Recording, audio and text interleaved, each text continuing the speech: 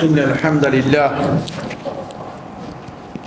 لله نحمده ونستعينه ونستغفره ونعوذ بالله من شرور أنفسنا ومن سيئات أعمالنا من يهده الله فلا مضل له ومن يضلل فلا هادي له وأشهد أن لا إله إلا الله وحده لا شريك له وأشهد أن محمدًا عبده ورسوله الذي أرسله الله بالحق بشيرًا ونذيرًا وداعيًا إلى الله بإذنه وسراجًا منيرًا أما بعد فإن أصدق الحديث كتاب الله وخير الهدي هدي محمد صلى الله عليه وسلم وشر الأمور محدثاتها وكل محدثة بدعة وكل بدعة ضلالة وكل ضلالة في النار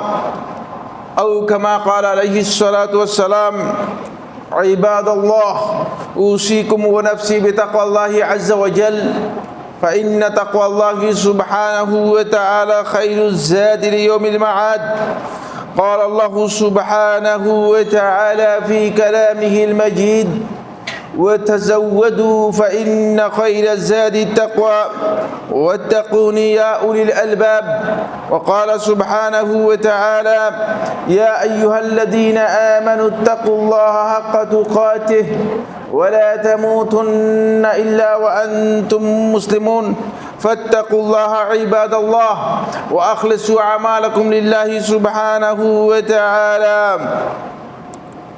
وقد قال الله سبحانه وتعالى في محكم التنزيل وعباد الرحمن الذين يمشون على الأرض هونا وإذا خاطبهم الجاهلون قالوا سلاما وقال سبحانه وتعالى على قوم موسى قالوا يا موسى اجعل لنا إلها كما لهم آلهة قال إنكم قوم تجهلون وقال سبحانه وتعالى في آية أخرى خذ العفو وأمر بالعرف وأعرض عن الجاهلين عن أنس بن مالك رضي الله تعالى عنه أنه قال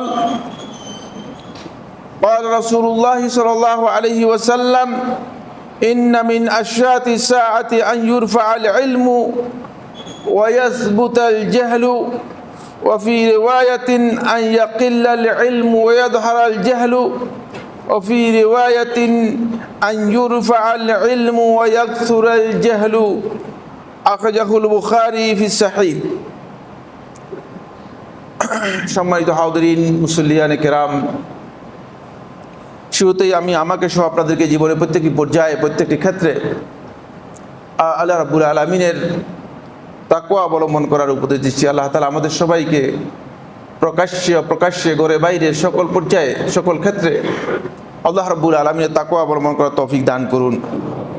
সম্মানিত হাজিরিন, আমরা আজকের এই জুমার সংক্ষিপ্ত খুতবায় খুবই গুরুত্বপূর্ণ দুটি বিষয়ে আপনাদের দৃষ্টি আকর্ষণ করব। প্রথম যে বিষয়টি নিয়ে আমি দৃষ্টি আকর্ষণ করব সেটি হচ্ছে মূর্খতা এবং অজ্ঞতা। এটি আপনার দুনিয়া এবং আখিরাতের জন্য নীরব ঘাতক। দুনিয়ার জন্য আপনার ক্ষতির কারণ হতে পারে, আর আখিরাতের জন্য আপনার বড় ধরনের ঘাতক ক্ষতির কারণ হতে পারে। এখানে অনেক একটি লম্বা বিষয় রয়েছে, হয়তো আমরা অত লম্বা আলোচনায় যাব না। প্রথম কথা হচ্ছে আজকের এই পৃথিবীতে আল্লাহ তাআলার যত অবাধ্যতা মানুষ করছে এবং আমরা মুসলিম সমাজের মধ্যে যত ফিতনা ফাসাদ রয়েছে, যত বালা মুসিবত বিপদ আপদ মুসলমানদের উপর আরোপিত হচ্ছে, মুসলমানদের উপর ধেয়ে আসছে, যত প্রকারের দ্বীনের ক্ষেত্রে মুসলমানদের ঘাটতি এবং দুর্বলতার মৌলিক একটি কারণ হচ্ছে, সেটা হচ্ছে দ্বীনের ব্যাপারে মুসলিমদের অজ্ঞতা, মূর্খতা, দ্বীন সম্পর্কে না জানা। ফলে একজন বান্দার জন্য সবচেয়ে বড় দুশ্মন হচ্ছে, বাহিরের দুশ্মনের চেয়ে মূর্খতা হচ্ছে সবচেয়ে বড় দুশ্মন। কারণ সে তো আল্লাহ তাআলা ইবাদত করতে পারবে না। আপনি হক কবুল করছেন না কেন? মূর্খতা। হক জানেন না কেন? মূর্খতা। হকের বিরোধিতা করছেন কেন? মূর্খতা। হকপন্থীদের সাথে আপনার বৈরিতা কোথায়? মূর্খতা। খুবই সহজ সরল অঙ্কের মতো। ফলে একেবারে জাহিলি যুগ থেকে, ইসলামের ইতিহাস নয়, মানবতার ইতিহাস থেকে একটি প্রমাণিত সত্য, সেটা হচ্ছে এই, যেটি পরম্পরায় একটা প্রবাদের মতো এসে গিয়েছে, প্রবাদ বাক্যের মতো। সেটা হলো ইয়াফআলুল জাহিলু বিনাফসিহি মা লা ইয়াফআলুল আদুউ বিআদুইহি। জাহিল ব্যক্তি নিজের ক্ষেত্রে এমন কাজ করতে পারে যেটা একজন শত্রু তার শত্রুর জন্য করতে পারে না। আপনি মনে করেছেন যে আপনার ভালো কাজ করেছেন, কিন্তু আপনি আপনার ধ্বংস করেছেন না। আপনার যে বিশ্ব সম্পর্কে জানেন না। আপনার কাজ এমন ভুল হতে পারে, যে ভুলের কারণে হতে পারে যে আপনার 60-70 বছরের আমল বরবাদ হয়ে গিয়েছে। আপনার কথা এমন হতে পারে যে কথার কারণে আপনি কুফরি করে মুরতাদ হয়ে ইসলাম থেকে বেরিয়ে গিয়েছেন। সুতরাং জাহালত অত্যন্ত ভয়ঙ্কর বিষয়, এটি নীরব ঘাতক। ফলে আল্লাহ সুবহানাহু ওয়া তাআলা কোরআনে কারীমের মধ্যে অনেক দীর্ঘ বক্তব্য এই জাহালাতের বিষয়গুলোকে আল্লাহ রাব্বুল আলামিন সুনির্দিষ্টভাবে ইন্ডিকেট করেছেন কোরআনের মধ্যে। আপনারা আশ্চর্য হবেন, কোরআনে কারীমের সর্বপ্রথম যে দোয়া, যেটা আল্লাহ সুবহানাহু ওয়া তাআলা মূসা আলাইহিস সালাতু ওয়াস সালামের মাধ্যমে কিয়ামত পর্যন্ত মানুষের জন্য রেখে দিয়েছেন, সর্বপ্রথম কোরআনের দোয়া। কোরআন খুললে পাবেন, প্রথম থেকে পড়ে যান। সেটা হচ্ছে আউযু বিল্লাহি আন আকুনা মিনাল জাহিলিন। মূসা আলাইহিস সালাতু ওয়াস সালাম, তার জাতি তখন দ্বীনের ব্যাপারে মূর্খতাবশত আচরণ করলো, মূর্খতাপূর্ণ আচরণ করলো। তখন মূসা আলাইহিস সালাতু ওয়াস সালাম স্পষ্ট করে দিলেন যে আউযু বিল্লাহি আন আকুনা মিনাল জাহিলিন, আমি আল্লাহ তাআলার আশ্রয় নিচ্ছি জাহিলদের অন্তর্ভুক্ত হওয়া থেকে। কারণ তোমরা যে মূর্খতাপূর্ণ কথা বলতেছো, এগুলো ভালো লক্ষণ নয়। দেখছেন দ্বীনের ব্যাপারে মূর্খতা কত ভয়ঙ্কর। ফলে কোরআনে কারীমের সর্বপ্রথম দোয়া হচ্ছে এটি, সর্বপ্রথম দোয়া হচ্ছে। আল্লাহ সুবহানাহু ওয়া তাআলা আল্লাহর বান্দাদের বৈশিষ্ট্য বর্ণনা করেছেন। এদেরকে আল্লাহ রাব্বুল আলামিন কোরআনের মধ্যে সূরা ফুরকানে খুব সুন্দরভাবে এদের অনেক গুরুত্বপূর্ণ কতগুলো বৈশিষ্ট্য উল্লেখ করেছেন, যারা দয়াময় আল্লাহ রাব্বুল আলামিনের বান্দা হিসেবে আল্লাহ তাআলা এদেরকে স্বীকৃতি দিচ্ছেন। এখানে ফরজ ইবাদত নফল সম্পর্কে আলোচনা করছে না। আপনারা দেখে নেবেন সূরা ফুরকানের মধ্যে, একেবারেই সূরা ফুরকানের আপনি 63 নম্বর আয়াত থেকে আরম্ভ করে অনেকগুলো আয়াত পড়তে পারবেন, বরং শেষ পর্যন্ত আল্লাহ রাব্বুল আলামিন তখন পরিচয় করে দিচ্ছেন, ওয়া ইবাদুর রহমানিল্লাযীনা ইয়ামশুনা আলাল আরদি হাওনা। দয়াময় রহমানের বান্দা হচ্ছে তারা, আল্লাযীনা ইয়ামশুনা আলাল আরদি হাওনা, যারা এই পৃথিবীতে বিচরণ করবে, চলবে, চলাফেরা করবে, হাওনা একেবারেই নরম ভাবে, বিনয়ের সাথে। আপনার চলাফেরার ধরন থেকে বোঝা যাবে যে আপনি আসলে কি বিনয়ী কিনা, বিনম্র কিনা, আপনার মধ্যে অহংকার এবং দাম্ভিক্য কতটুকু রয়েছে, এটা আপনার চলন থেকে বোঝা যাবে, মানুষ বুঝতে পারবে। কারণ এই পৃথিবীতে আপনি যতই দাম্ভিক্য দেখান না কেন, আপনি দাম্ভিক্য দেখাচ্ছেন আর পৃথিবী আপনাকে বলছে যে তোমার দাম্ভিক্য শেষ হয়ে যাবে কয়দিন পরেই, তুমি আমার কাছে আবার তোমার নিজের মাথা নত করে চলে আসবে। ওয়া ইবাদুর রহমানিল্লাযীনা ইয়ামশুনা আলাল আরদি হাওনা ওয়া ইযা খাতাবাহুমুল জাহিলুনা ক্বালু সালামা। আর মূর্খ লোকেরা, জাহিল যারা আছে, তারা যখন কোনো ব্যাপারে তাদেরকে সম্বোধন করে, ট্রেস করে, অ্যাপ্রোচ করে, তখন ক্বালু সালামা, সহজ কথা সালাম দিয়ে শেষ করে দেয়, বলে ঠিক আছে, থাক, ওকে, তাইয়্যিব, থ্যাংক ইউ। কারণ জাহিলদের সাথে, যাদের দ্বীনের জ্ঞান নেই, যারা মূর্খতাপূর্ণ আচরণ যাদের রয়েছে, তাদের সাথে অপ্রয়োজনীয় বিতর্ক করা এটাও এক প্রকারের জাহালত। যে জাহিল, যে জাহালতকে নিজের পুঁজি হিসেবে গ্রহণ করেছে, মূর্খতাকে নিজের পুঁজি হিসেবে গ্রহণ করেছে, তার সাথে আপনি কিসের ভিত্তিতে বিতর্কে যাবেন? প্রশ্নই আসে না। তার সাথে বিতর্কে যাওয়ার কোনো প্রয়োজনই নেই।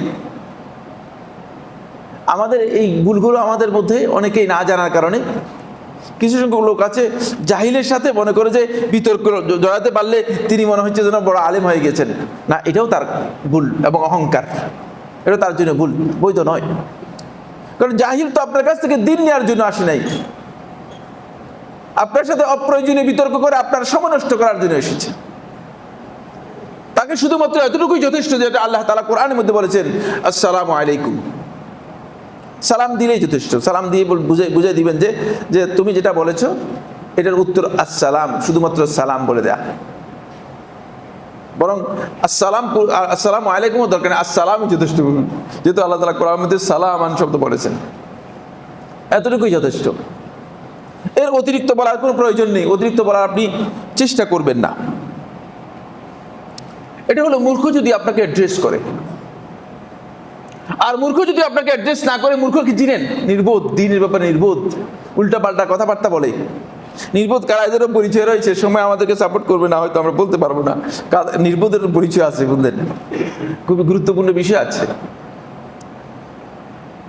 এখন নির্বোধ যদি আপনি দেখেন যে, তাহলে আপনার কাজ কি হবে? এটা আল্লাহ সুবহানাহু ওয়া তাআলা সূরা আরাফের মধ্যে বলে দিয়েছেন। রাসূলকে লক্ষ্য করে বলেছেন, কিয়ামত পর্যন্ত উম্মত যাতে আমল করতে পারে, কিয়ামত পর্যন্ত আগত উম্মত যেন এই বিষয়ে আমল করতে পারে, এই জন্য রাসূলুল্লাহ সাল্লাল্লাহু আলাইহি ওয়াসাল্লামকে লক্ষ্য করে বলেছেন, খুযিল আফওয়া ওয়া'মুর বিল উরফ, আপনি ক্ষমাটাকে নিজের অভ্যাসে পরিণত করুন। আল্লাহ নবী সাল্লাল্লাহু আলাইহি ওয়াসাল্লাম সকল ক্ষেত্রেই ক্ষমা করে দিতেন। আমরা যারা ইমানদার আছি আমাদেরও খেয়াল রাখতে হবে, ক্ষমাকে নিজের দায়িদান, নিজের অভ্যাসে পরিণত করার চেষ্টা করুন। ওয়া'মুর বিল উরফ, এবং আপনি উরফ, যেটি মানুষের কাছে ভালো কাজ হিসেবে পরিচিত, যেটি মানুষের ভালো বিষয় হিসেবে গ্রহণ করেছে, সেগুলোকে আপনি মানুষদেরকে করার জন্য নির্দেশ দিন। ও আরিদ আনিল জাহিলিন, 3 নম্বর কাজ হচ্ছে নির্বোধদের থেকে নিজেকে কি করুন? বিরত রাখুন। নিজেই বিরত থাকুন নির্বোধ থেকে। কারণ নির্বোধ এসে অ্যাড্রেস করবে, দরকার নেই, আস্তে করে পাশ কেটে যান। রাস্তা দিয়ে যাচ্ছে, দেখছেন দূর থেকে আসসালামু আলাইকুম ওয়া রাহমাতুল্লাহ, শেষ, দরকার নেই, দরকার নেই। আমাদের অভ্যাস হয়ে গিয়েছে যেটা, সেটা হলো এই, আমরা অনেক ভাই বন্ধু আছি যে হয়তো তার পায়ের মধ্যে পা দিয়ে ঝগড়া করার জন্য সেখানে যাই, দাঁড়াই, দরকার নেই। ঝগড়া বিতর্ক করা ইসলামের নাম নয়। যারা সত্যিকার আল্লাহর বান্দা হবে তারা ঝগড়াতে যাবে না, ইসলাম বিতর্কের নাম নয়। সুতরাং আপনি আস্তে করে তার বিষয়ে তাকে ছেড়ে দেন, সে তাকেই বোঝার জন্য। প্রত্যেক ব্যক্তি তার দ্বীনের ব্যাপারে সেই অবশ্যই তাকে তার দ্বীনের জ্ঞান অর্জন করা ফরজ। জ্ঞান অর্জন না করে সে মূর্খ থেকে যাবে আর মূর্খতাপূর্ণ আচরণ করবে। আপনার দায়িত্ব দিয়েছে কে? আপনাকে। আমরা আমাদের মেসেজ পৌঁছাই দিই, আমাদের দায়িত্ব, আর অতিরিক্ত দায়িত্ব আমাদের নেই। আরেকটি মূর্খতাপূর্ণ কাজ কোরআনে কারীম মধ্যে আল্লাহ সুবহানাহু ওয়া তাআলা বলে দিয়েছেন, যে কাজগুলো আসলে মূর্খতাপূর্ণ, সেগুলো হচ্ছে এই। আল্লাহ সুবহানাহু ওয়া তাআলা সূরা আরাফের 138 নম্বর আয়াতের মধ্যে বলেন, মূসা আলাইহিস সালাতু ওয়াস সালাম যখন লোহিত সাগর পার হলেন বনী ইসরাইলকে নিয়ে, মুসা আলাইহিস সালাতু ওয়াস সালাম এখন আল্লাহর নির্দেশ পেয়েছেন। আল্লাহ তাআলা বলেছেন যে মুসা আপনি এখন পবিত্র নগরীতে প্রবেশ করেন, যেখানে এখন যুদ্ধ চলছে। এটা হচ্ছে পবিত্র নগরী, আল আরদুল মুকাদ্দাসা, পবিত্র নগরীতে আপনি প্রবেশ করবেন। মুসা আলাইহিস সালাতু ওয়াস সালাম পবিত্র নগরীতে প্রবেশ করার আগেই এই যারা বনি ইসরাইল, এরা এত দুষ্ট এবং এত গাদ্দার প্রকৃতির লোক ছিল। এখন যারা আছে এরা বনি ইসরাইলও না, এরা বনি ইসরাইল, এরা জায়োনিস্ট। এদেরকে মূলত তৈরি করা হয়েছে। এটা কট্টরপন্থী একটি গ্রুপ, কট্টরপন্থী একটি জঙ্গি গ্রুপ। এর ভিন্ন এজেন্ডা রয়েছে, ভিন্ন বক্তব্য রয়েছে। এটা 1917 সালে বালফোর তার যে চুক্তি হয়েছে, চুক্তির মাধ্যমে এদেরকে তৈরি করেছে। যারা আজকে এটাকে কি বলা হয়, তাকে ফিলিস্তিনে যারা বা ইসরায়েলে যারা ক্ষমতা নিয়ে আছে, এরা কি বনি ইসরাইল না? এরা আসলে বনি ইসরাইল নয়, কিন্তু বনি ইসরায়েলও দুষ্ট প্রকৃতির ছিল, খারাপ প্রকৃতির ছিল। কোরআনে কারীম সেটা সাক্ষ্য দিয়েছে। যেহেতু আমাদের কাছে আল্লাহর কিতাব রয়েছে, আল্লাহর কিতাবে সেটি স্পষ্ট। বনি ইসরাইলকে নিয়ে মুসা আলাইহিস সালাতু ওয়াস সালাম সবেমাত্র চোখের সামনে সবেমাত্র লোহিত সাগর পার হলেন, ফিরআউন তার কওম সহ ধ্বংস হয়ে গেল। তারা কি সুন্দর দিব্যি লোহিত সাগরের মতো বিশাল এই সাগর, যেটা পার হতে পারি আপনি যে ফেরি আছে না, ফেরিতে পার হতে 3 দিন সময় লাগে, সেটা পার হয়ে চলে গেল সমস্যা করে। আর এই লোকগুলো ওই লোহিত সাগরের ওই পাশে যখন বের হয়ে বলছে, মুসা ক্বালু ইয়া মুসা ইজআল লানা আলিহাতান ইজআল লানা ইলাহান কামা লাহুম আলিহা। তারা বললো যে, হে মুসা, আমাদের জন্য একজন মাবুদ নির্ধারণ করে দাও।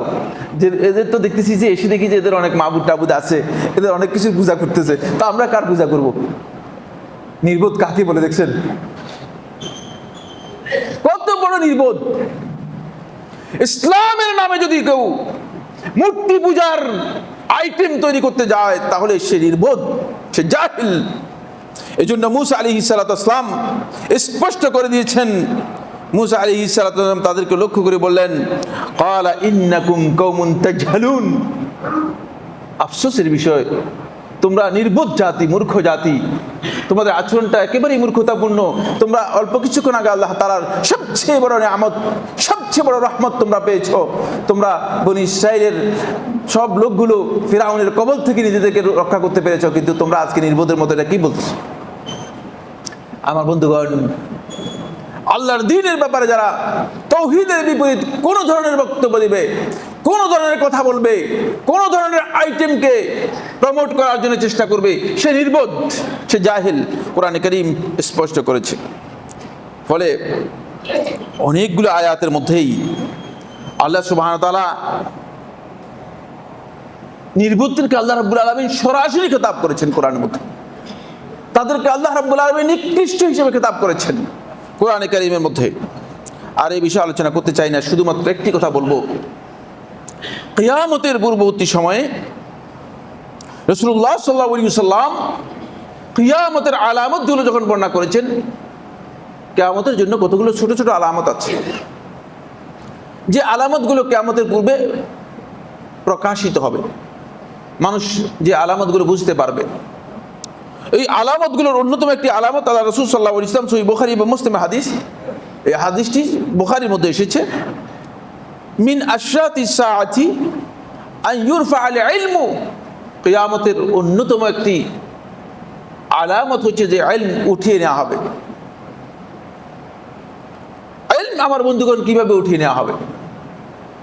ইলম উঠিয়ে নেওয়া হবে আলেমদের মৃত্যুর মাধ্যমে। আপনি বইগুলো সব মুছে দেওয়া হবে, অথবা বইগুলো সব পুড়ে দিবেন আল্লাহ তাআলা, এরকম নয়। কোরআন আপনার কাছে থেকে যাবে, হাদিস আপনার কাছে থেকে যাবে, কিন্তু যখন আলেমরা উঠে যাবে তখন আর ইলম থাকবে না। আলেমদের মৃত্যুর মাধ্যমে ইলম উঠিয়ে নেওয়া হবে। ওয়ায়াসবুতাল জাহলু, আর মূর্খতা, অজ্ঞতা, এটি সাবিত একেবারে শক্তিশালীভাবে গেড়ে বসবে। মসজিদের মধ্যে আলেম না থাকলে জাহিল ব্যক্তি এসে খুতবা দিবে। অনেক মসজিদের মধ্যে এখন জাহিল খুতবা দিচ্ছে। আমার কাছে যদি নাম চান আমি আলাদাভাবে নামের লিস্টও দিয়ে দিতে পারবো, যার কাছে ইলম নেই, জাহিল ব্যক্তি খুতবা দিচ্ছে।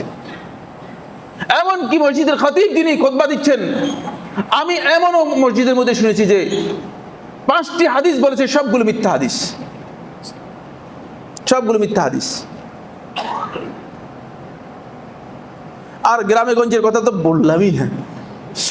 খতিব নিজে যে খুতবা দেখি দেখি পড়তেছে, একটা বই আছে 12 চাঁদের খুতবা, এটা আপনারা সবাই জানেন আমার মনে হয়। ওই 12 চাঁদের খুতবা দেখি দেখে পড়তেছে যে কত শত ভুল করতেছে, এমনকি কুফরি পর্যন্ত করতেছে।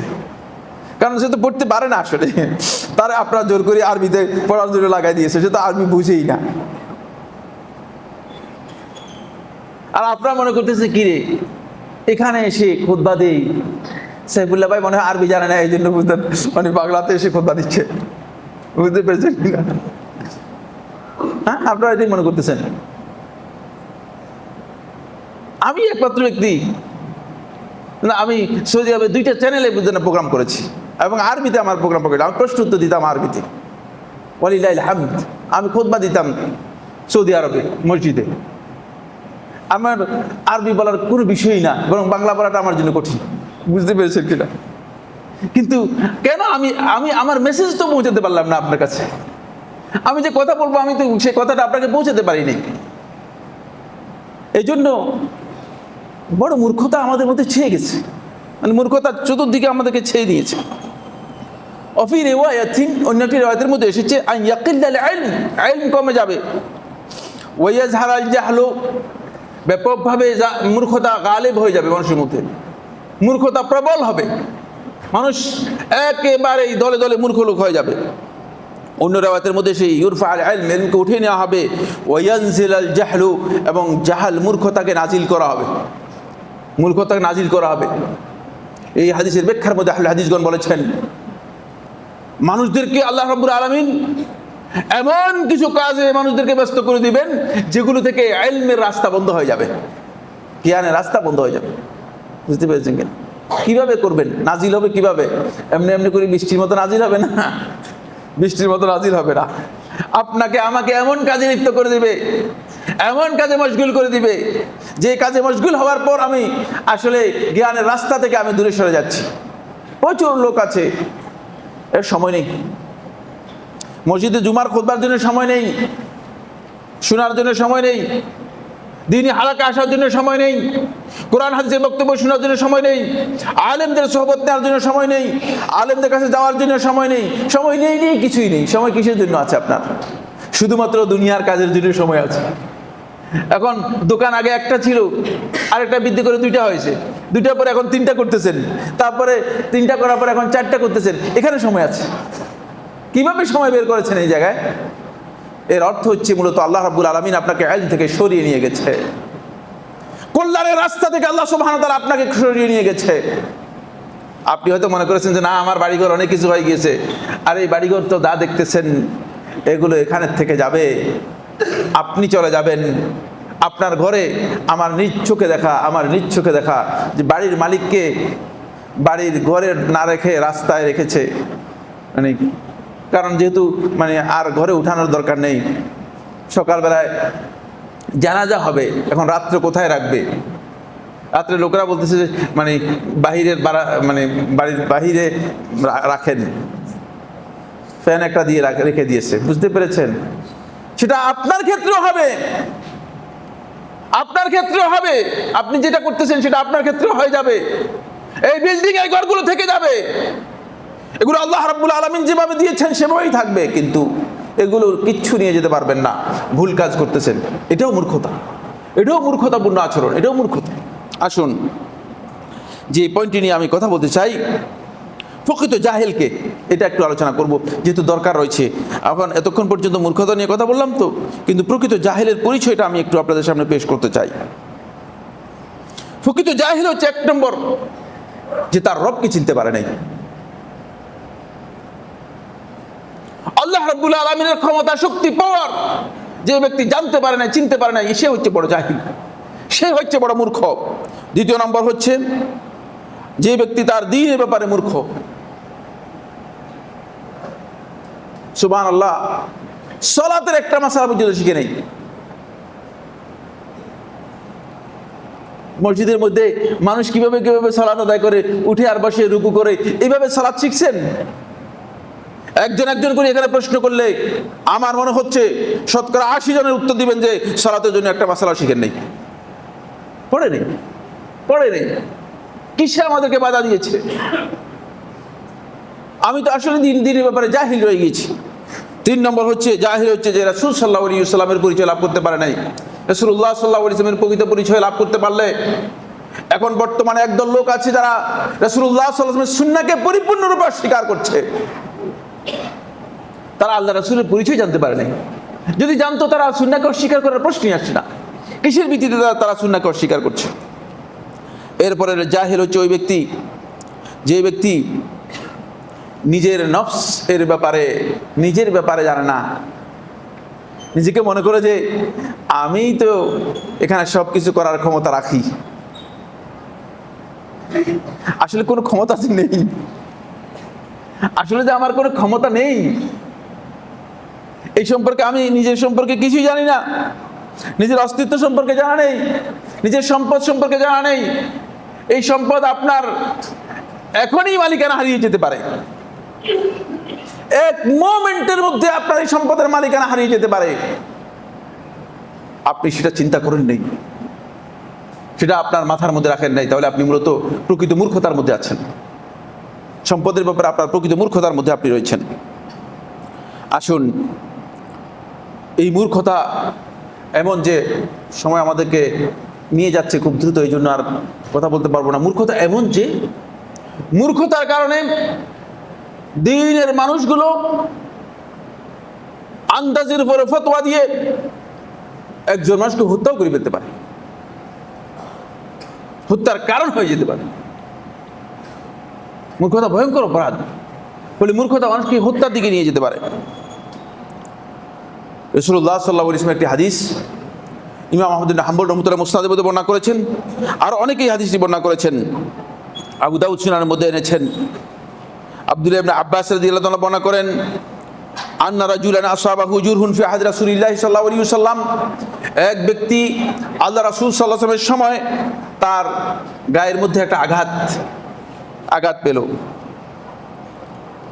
আঘাত পেয়েছে, স্বাভাবিক নিয়ম অনুযায়ী তখনকার সময় তো আঘাত পেলে ট্রিটমেন্ট তাড়াতাড়ি হয় না, কারণ তো ওরকম চিকিৎসা তো অত উন্নত ছিল না। আঘাত পাওয়ার পরে কম বেশি আঘাত থেকে রক্তক্ষরণ হচ্ছে। এমনিতেই রাত্রে ঘুমিয়ে পড়লো, কাদ আসাবাহু ইহতিলামুন, এবং রাত্রে তার স্বপ্ন দোষ হয়ে গেল। তখন সাহাবায়ে কেরামদের কাছে,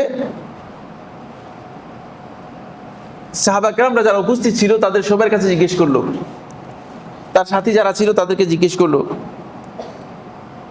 হাল তাজিদুনা রুখসাতান ফি তায়াম্মুম, যে আমারে তায়াম্মুম করার মতো সুযোগ দিতে পারো কিনা, আসলে ইসলামে আমার তায়াম্মুম করার অনুমতি দিয়েছে কিনা। এখন এরা যারা সাথী ছিল, সাথীরা কেউ জানে না, আন্দাজ ফতোয়া জানে না, কারণ তখনকার সময় তো এত জ্ঞান তো এত ব্যাপক হয়নি। রাসূল সাল্লাল্লাহু আলাইহি ওয়াসাল্লামের হাদিসগুলো নিয়েই জ্ঞান চলতো। ফাকালু মা নাজিদু লাকা রুখসান ওয়া আনতা তাকদিরু আলাল মা, তুমি পানি ব্যবহার করতে পারো, তোমার তো আমরা তেমন কোনো রুখসত দেখি না, অবকাশ দেখি না, সুযোগ দেখি না। ফাগতাসালা, সে গোসল করলো, ফামাতা, গোসল করে মারা গেল। ফালাম্মা কাদিমনা আলা নবী সাল্লাল্লাহু আলাইহি ওয়াসাল্লাম, যখন আমরা আল্লাহ রাসূল সাল্লাল্লাহু আলাইহি ওয়াসাল্লামের কাছে আসলাম, উখবিরা বিযালিকা, এই বিষয়ে রাসূলুল্লাহ সাল্লাল্লাহু আলাইহি ওয়াসাল্লামকে জানানো হলো। ফাকালা কাতালুহু, এরাই তাকে হত্যা করেছে। মূর্খতা মানুষদেরকে হত্যার দিকে নিয়ে যায়। ফতোয়া দিয়ে কয়জনে মানুষের বুকে অন্য লোককে দিয়ে দিয়েছে। আমার কাছে এরকম ফতোয়া বহু আসে। এই মুফতিকে ফতোয়া দিতে বলছে কে, সে ফতোয়াই জানে না, ফতোয়া দিয়ে একজনের বুকে আরেকজনকে দিয়ে দিচ্ছে।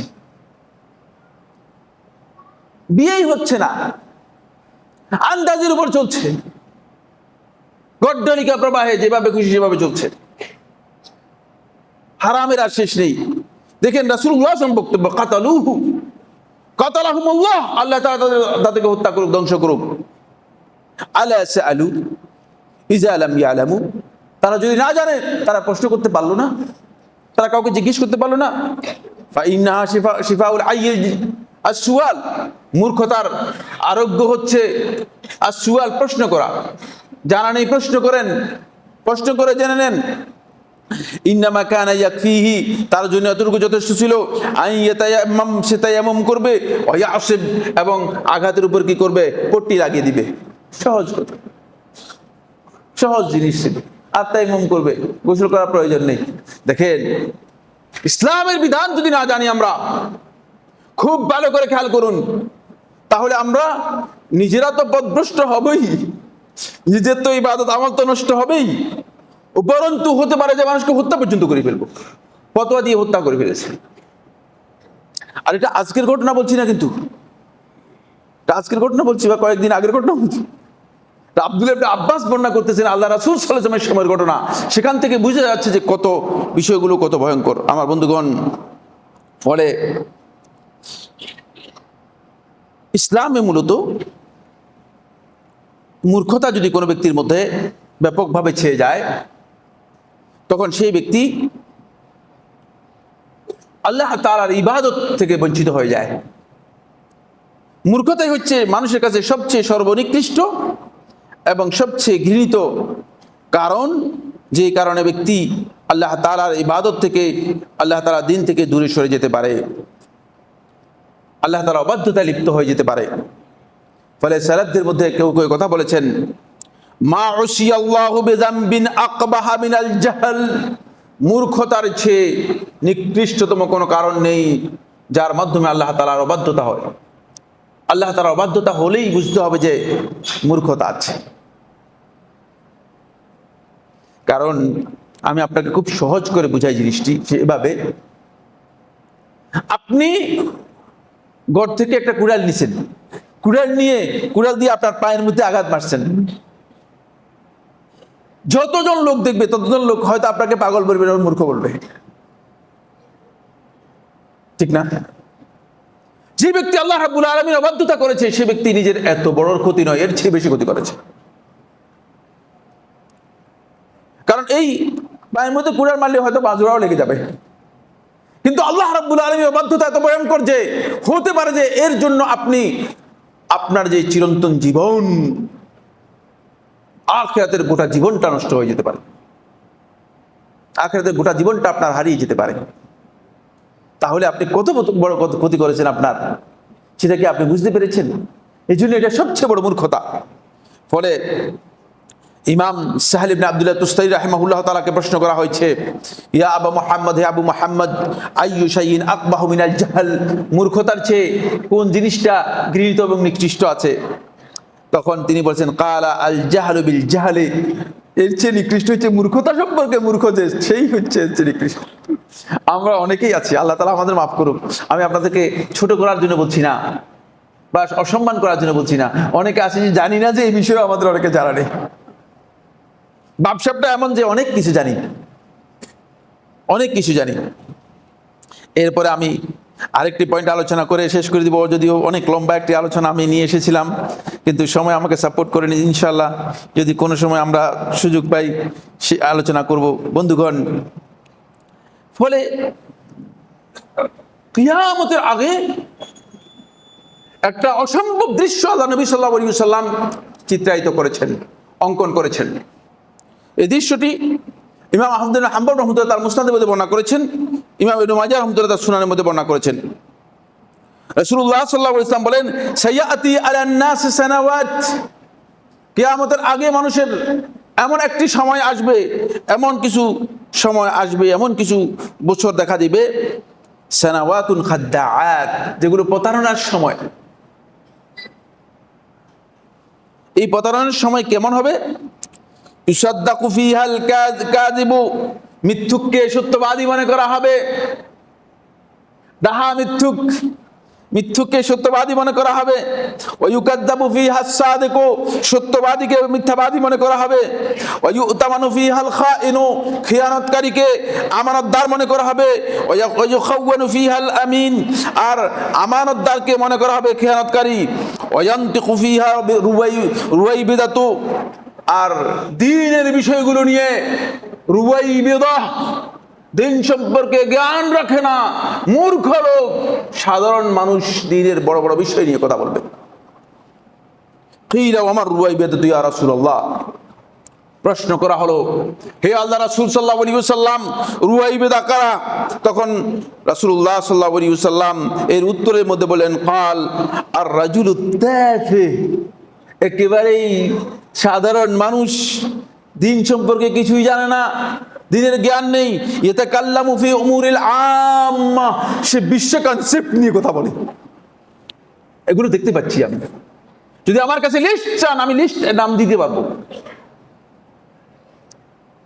এই রুয়াইবিদারা আজকে সমাজের মধ্যে কথা বলছে ইসলাম সম্পর্কে,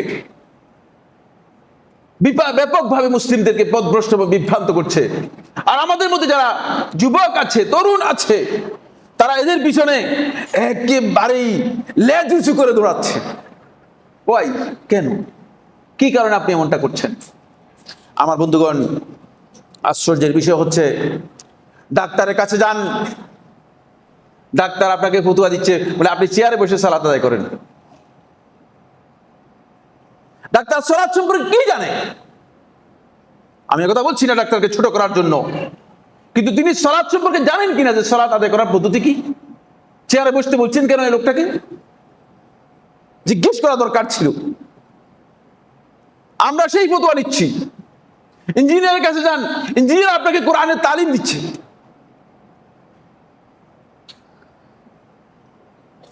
আপনি পুলিশ অফিসারের কাছে যান, পুলিশ অফিসার আপনাকে ইসলাম সম্পর্কে জ্ঞান দিচ্ছে, ইসলামের হেদায়েত আপনাকে দিচ্ছে। তিনি ইসলামের হেদায়েত দিতে পারবেন, আমি কথা বলছি না, কিন্তু ইসলামের এই মৌলিক বিষয়গুলো নিয়ে আজকে যেন তেন ব্যক্তি যার কোরআন এবং হাদিসের জ্ঞান নেই, এই ধরনের বক্তব্য দিয়ে যাচ্ছে। ইতিমধ্যে আমরা আশ্চর্য হয়ে যাচ্ছি। ভাইরাল কিছু লোক আছে, আল্লাহ সম্পর্কে বিশাল বক্তব্য দিয়ে দিচ্ছেন, আন্দাজের উপর, ধারণার উপর ভিত্তি করে। সতর্ক হন, যে বিষয় সম্পর্কে জ্ঞান নেই সেই বিষয়ে বক্তব্য দিবেন না। মুসলিম উম্মাহকে কিভাবে হেদায়েত দিবে? আরে বাবা, নিজের ঘরের হেদায়েত দেওয়ার যার ক্ষমতা নেই, ঘরকে হেদায়েত দেওয়ার মতো যার কাছে কোরআন হাদিসের জ্ঞান নেই, তিনি মুসলিম উম্মার হেদায়েত কোথায় হবে সেটাকে তিনি কি করতেছেন, একটা এর জন্য এটাকে কি বলা থাকে, একটা আউটলাইন দিয়ে দিচ্ছেন, গাইডলাইন দিয়ে দিচ্ছেন। কিভাবে সম্ভব? কে আমাদেরকে দায়িত্ব দিচ্ছে? ফলে দেখা যাচ্ছে যে ইসলাম সম্পর্কে যে কোনো ব্যক্তি যে কোনো কথা বলতে পারে। আর আপনারা যারা আছেন, যুবক তরুণ যারা আছে, এরা যেহেতু কথার মধ্যে চাকচিক্য আছে, সৌন্দর্য আছে, অথবা ছবি চেহারা সুন্দর, কোনো না কোনো কারণ তো অবশ্যই আছে, কোনো সন্দেহ নেই।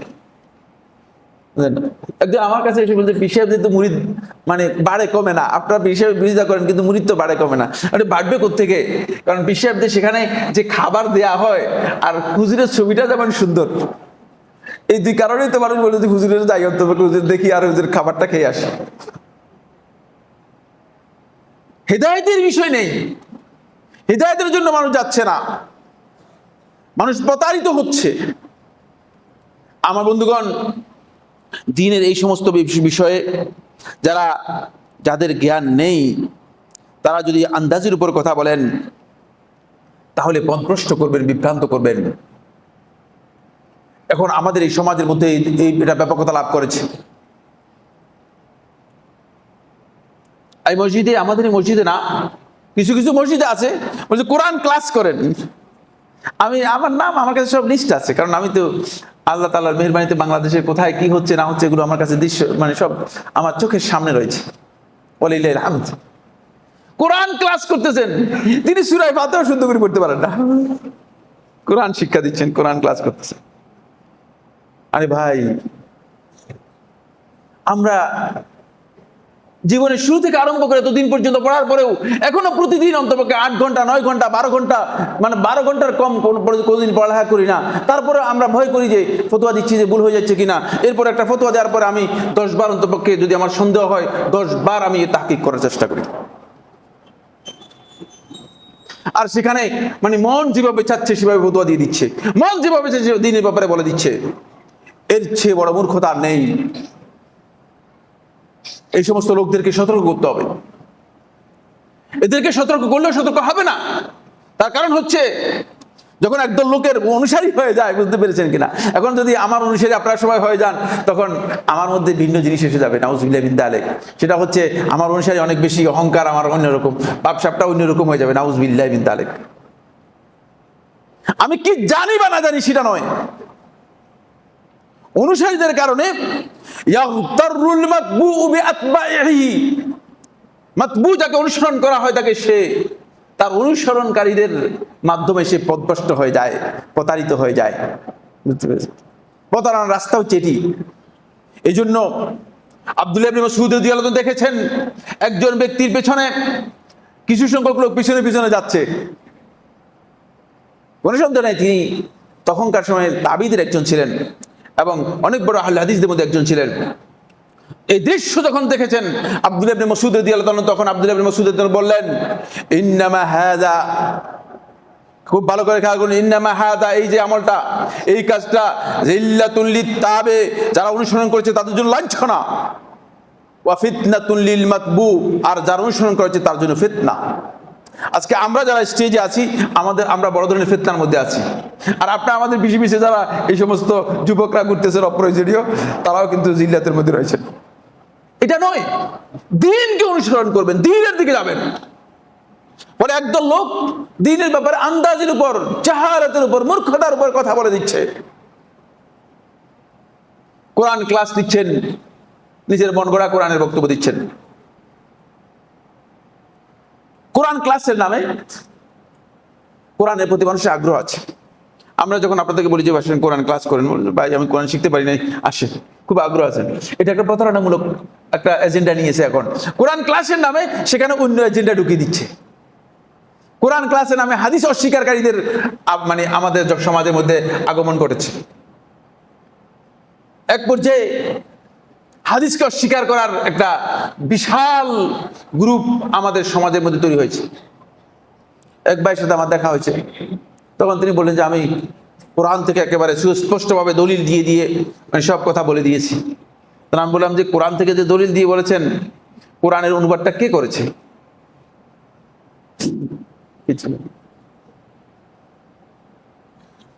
জানবেন, ইসলামের কথা বলার আগে জ্ঞান নেওয়ার জন্য চেষ্টা করুন। আমার বন্ধুগণ, এখানে সবচেয়ে বড় মূর্খতা এই জায়গায়, আমরা ইসলামের জ্ঞান বাদ দিয়ে আমি মনে করি যে আমার দায়িত্ব হয়ে গিয়েছে লোকদেরকে পৌঁছানো। আপনার দায়িত্ব হচ্ছে জ্ঞানের ব্যাপারে আপনি জ্ঞান অর্জন করবেন, আমল করবেন। কি বলেছেন সর্বশেষ কথাটুকু বলে আব্দুল্লাহ ইবনে মাসউদ রাদিয়াল্লাহু আনহু বক্তব্যটুকু আমি আপনাদের সামনে সর্বশেষ শুনিয়ে দেওয়ার পরে আমি আর কথা বলবো না, যেহেতু সময় আমাদের আর সাপোর্ট করেনি। আব্দুল্লাহ ইবনে মাসউদ রাদিয়াল্লাহু তাআলা আনহু বলেন, তাআল্লামু তাআল্লামু, তোমরা জ্ঞান অর্জন করো, তোমরা জ্ঞান অর্জন করো, কারণ জ্ঞান অর্জন করা ছাড়া আমল হয় না। জ্ঞান অর্জন করা ছাড়া আমল হয় না। বন্ধুগণ, জ্ঞান অর্জন ছাড়া আসলে আমল হয় না। এই জন্য জ্ঞান বিবর্জিত হয়ে আপনি যদি চেষ্টা করেন মানে আপনি নিজেও হেদায়েত লাভ করবেন, অন্যকেও হেদায়েত দিবেন, তাহলে হয়তো হেদায়েতের রাস্তা আপনার জন্য সুগম হবে না, বরং বিভ্রান্তির রাস্তা। কারণ এই জায়গায় শয়তান স্কোপ পেয়ে যায় বেশি, শয়তান এই জায়গায় স্কোপ পেয়ে যায় বেশি। আকুলু কাউলি হাযা লি ওয়া লাকুম ফাস্তাগফিরুল্লাহ লি ওয়া লাকুম ফাস্তাগফিরুহু ইন্নাহু হুয়াল গফুরুর রহিম।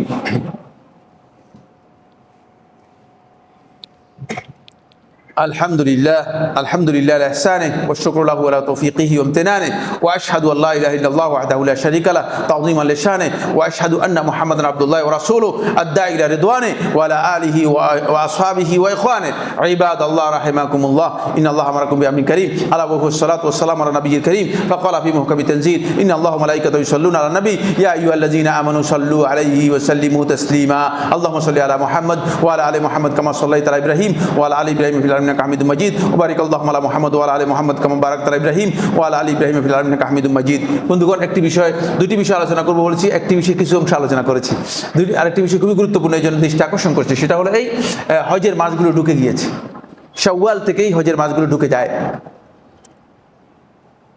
অনেক গুরুত্বপূর্ণ কিছু ইনফরমেশন আমি আলোচনা করব মনে করেছি কিন্তু সময় আমাকে সাপোর্ট করেনি কিন্তু একটি বিষয় আমি স্পষ্ট করতে চাই যারা হজ করতে যাচ্ছেন জেনে যান আপনি কি ইবাদত করতে যাচ্ছেন আপনি জেনে যান আমি দীর্ঘ 18 বছর মদিনাতে ছিলাম আমার সাথে অন্তপক্ষে শত না হাজার হাজিদের সমস্যা দেখা হয়েছে অনেককে জিজ্ঞেস করেছি তিনি হজ করেছেন আসলে হজ হয় নাই এখান থেকে কষ্ট করে গেলেন আল্লাহর ঘর পর্যন্ত পৌঁছলেন আল্লাহর ঘরে ইবাদত করলেন তারপরে টাকা নষ্ট করলেন কষ্ট করলেন কিন্তু হজটা জিরো নিয়ে আসলেন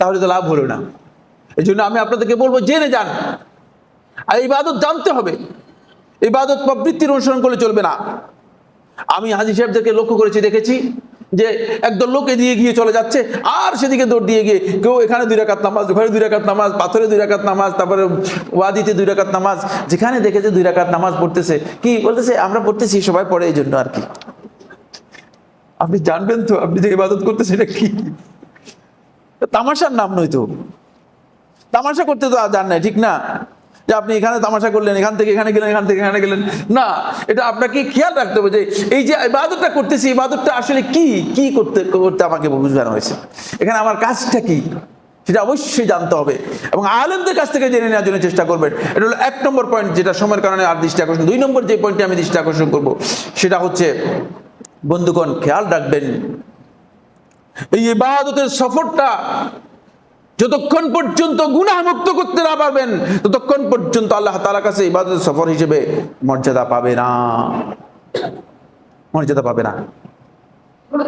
এটা ঝগড়াঝাটি করতে পারবেন না একটু ধৈর্য সহ্য নিয়ে যান একটু মানে ডালের মধ্যে লবণ কিরকম মানে এগিয়ে গিয়ে তারপরে যে নিয়ে গেছে এটা কি বলে যিনি এজেন্টের মানে মুআল্লিম এজেন্টের কাছে গিয়ে ভাই আপনি কি ডাল খাওয়ান আমাদেরকে এগুলো লবণ নাই টবণ নাই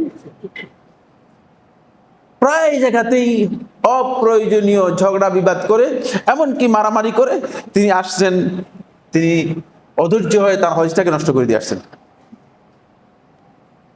আরেকটি বিষয় শেষ সেটা হলো জীবনে একবার একটি ইবাদত করতেছেন খেয়াল রাখেন হয়তো আর করতে পারবেন না এজন্য সর্বোচ্চ সতর্কতা অবলম্বন করবেন তাহলে সেই ইবাদতটুকু আল্লাহ তাআলা যেভাবে চাচ্ছেন সেভাবে করতে পারবেন আল্লাহ সুবহানাহু ওয়া তাআলা আমাদের সবাইকে তৌফিক দান করুন আকুলু কওলি হাযা লি ওয়া লাকুম ফাস্তাগফিরুল্লাহ লি ওয়া ফাস্তাগফিরুহু ইন্নাহু হুয়াল গফুরুর রহিম সুবহানা রাব্বিকা রাব্বিল ইজ্জাতি আম্মা ইয়াসিফুন ওয়া সালামুন আলাল মুরসালিন ওয়াল হামদুলিল্লাহি রাব্বিল আলামিন